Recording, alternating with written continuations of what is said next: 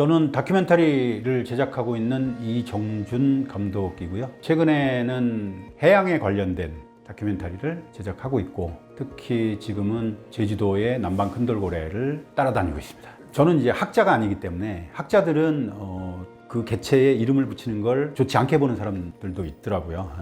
너무 의인화한다라고 그렇게 말씀하시는 분도 있더라고요. 근데 이제 저 같은 경우에는 자주 만나는 아이들이고 그 만나는 아이들의 관계도가 또 굉장히 궁금했어요.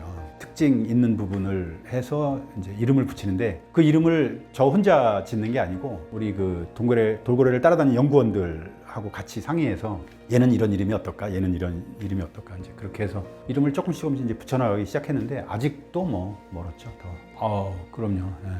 뭐 당연히 꼬리 없이 다니는 애가 그 친구가 가장 안쓰럽죠. 뭐 이건 그냥 추정이고요. 아마 낚시줄이 이제 이런 살점에 이렇게 박혀서 계속 이렇게 행동을 하다 보니까 이제 조금씩 파여 들어갔고, 그게 이제 결국은 떨어져 나갔을 것이다라고 추정을 하는 거죠. 결국 바다 쓰레기가 돌고래를 그렇게 만들어 놓은 거죠.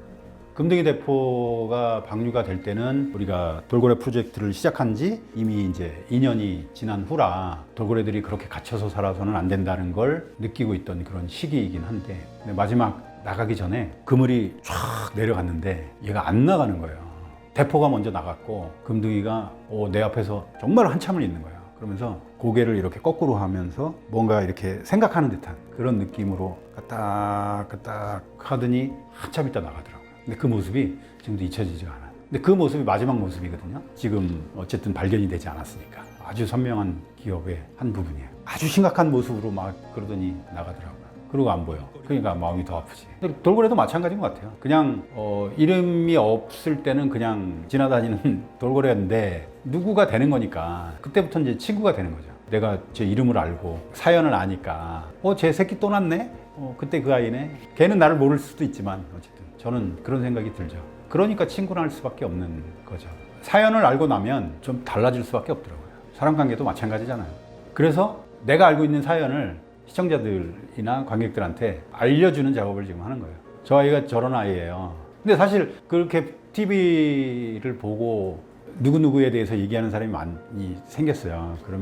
그러면 그 사람은 수족관 못 가죠. 그런 애들이 갇혀있는 걸 어떻게 봐. 못 보잖아. 그래서 그 작업을 하고 있는 거예요. 일단 자연을 안다는 것 자체가 사실은 어마어마한 일이잖아요. 단시간에 될 수가 없고. 저는 이사하고도 아까 맥이 같은데, 자연에 대해서 뭔가를 이야기하고 시청자들한테 소개를 하려면 거기에 들어가는 시간이 굉장히 많아야 되거든요. 그러니까 자연에서 어떤 일이 어떻게 벌어질지 모르는데 그걸 시간을 딱 지금 3개월, 4개월 내에 프로그램을 만든다는 건 가능하지 않다라고 생각하거든요. 그래서 그걸 가능하게 하기 위해서 방법을 찾는 거죠. 그러다 보니까 이주를 하게 되는 거고, 거기 가서 막 팬티칠하고 살면서 관찰을 해야 걔네들이 어떤 행동을 하는지 보여줄 수 있는 거고.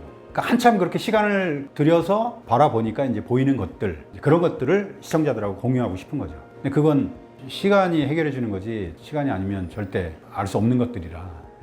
나는 환경이 뭔지도 잘 몰랐고 생명이 뭔지도 잘 몰랐던 사람인데, 내가 교육을 받은 게 아니고 경험을 통해서 축적이 된 거예요. 계속 자연을 접하다 보니까 이게 이런 거구나라는 걸 알게 된 거죠. 반복적으로 그걸 경험을 하게 되면 알게 되더라고요. 일반 대중들이 그냥 보고도 느낄 수 있게끔 쉽고 재밌게 만들려고 하고 있는 거죠. 기본적으로 수족관에 있는 돌고래는 정상적인 컨디션으로 그 공간에 있을 수가 없어요. 왜냐하면 하루 수 킬로를 헤엄치고 활동량이 어마어마하게 많은 친구들인데, 그걸 그런 감옥에다 가둬놓고 견디지 못하니까 약을 먹이고 소화제 먹이고 그 우울증 약 먹이고, 그런 애를 보면 좋은 에너지가 생기겠어요? 사람도 당연히 안 생기죠. 그걸 특히 아이들한테 보여준다는 건 좋지 않은 행동이죠. 고래는 바다에서 보는 걸로 그렇게 하셔야 됩니다.